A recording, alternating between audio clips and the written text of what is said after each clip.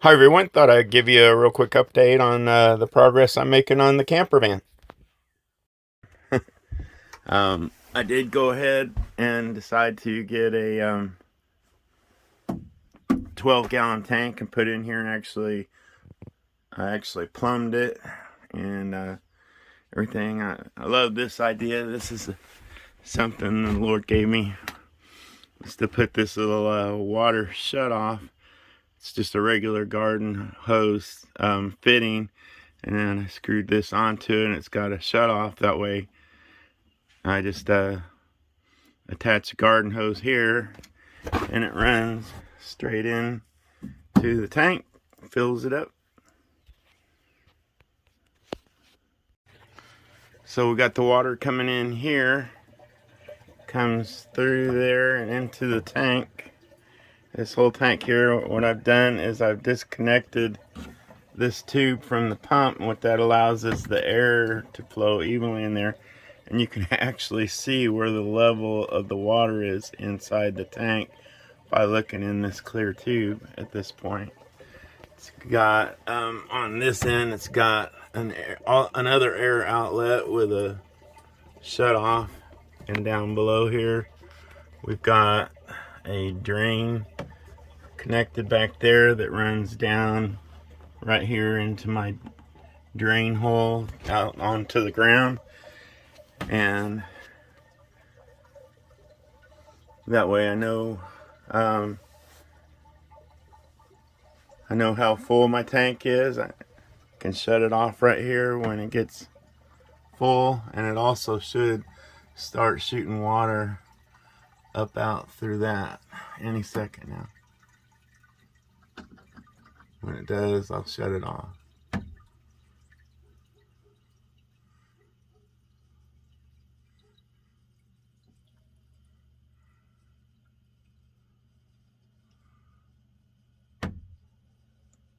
Any second now.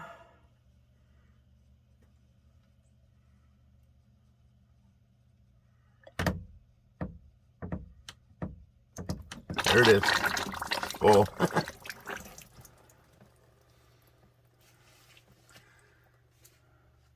My tank is full. That's a 12-gallon tank.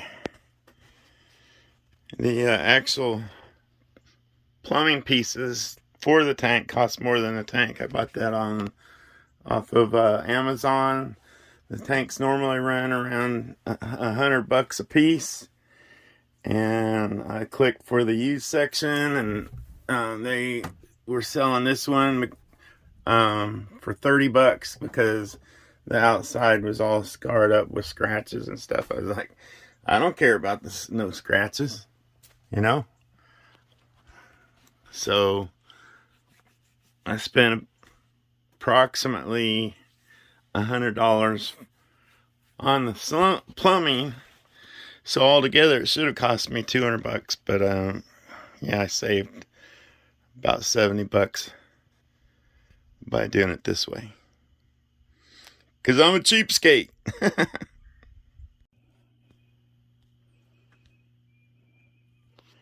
So it's before I disconnect it from here, you always want to make sure you disconnect it from its water source like that, and got that all shut off. That way when you get this loose from here, any water that's inside this hose will just immediately drain out of the fan. Otherwise I would just end up flooding my fan.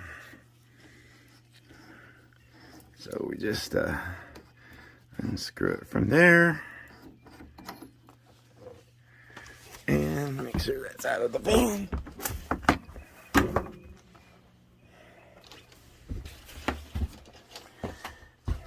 And my tank is full. Installed these little lights in here so I can see real well when I'm working in here on anything. So now we're gonna test out, see how we did here.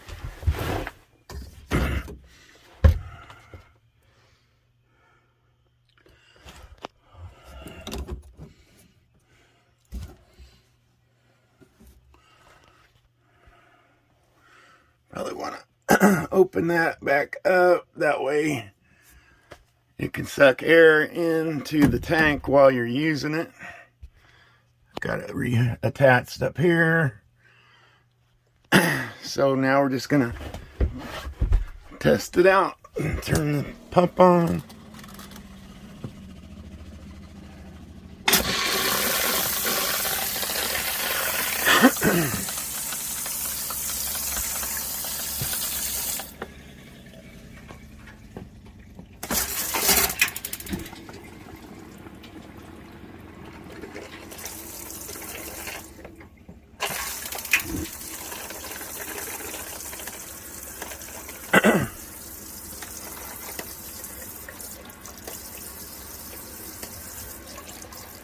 Good hot water.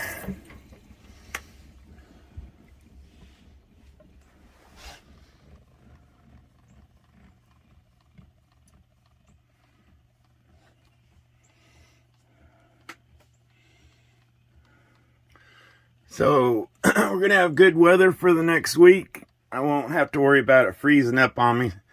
So it'll be a good week to really test everything out. Let that, what I just did, dry out. I ran water in there. I'll probably figure out a new plan for that. The guy that was giving me advice on how to hook this up, I went to Lowe's, purchased all the parts for it. And the guy that was giving me the advice on how to plumb it, he said that I should just run this here temporary for now, but I should go ahead and buy another length of this tubing to run also down into my drain, and that way I could just leave this open most of the time and not have to worry about water sloshing out into the van.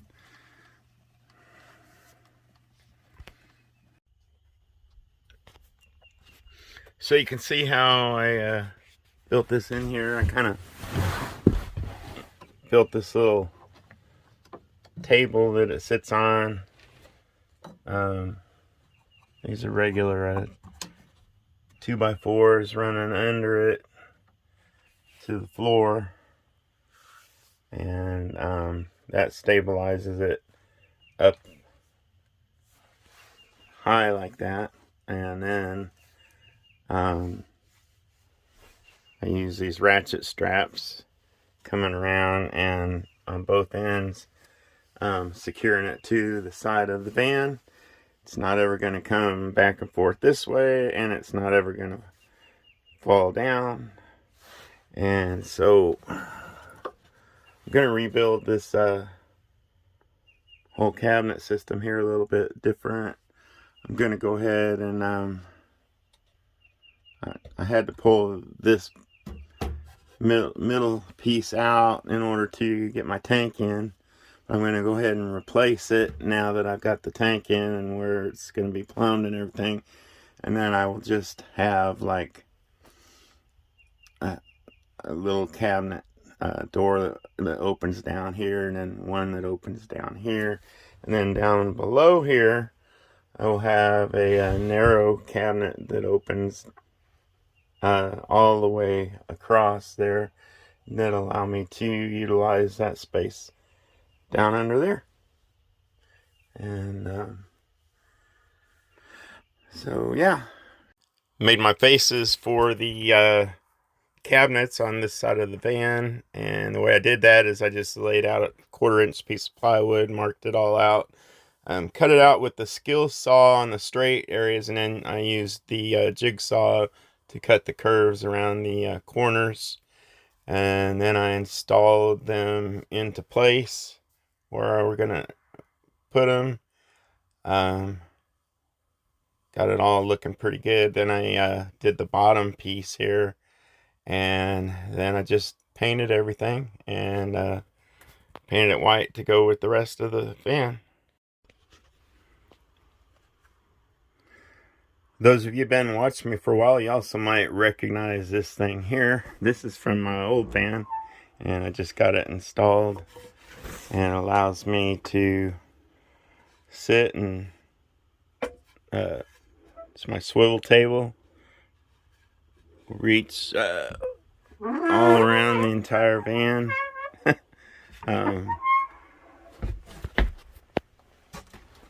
Haven't really featured my bed situation.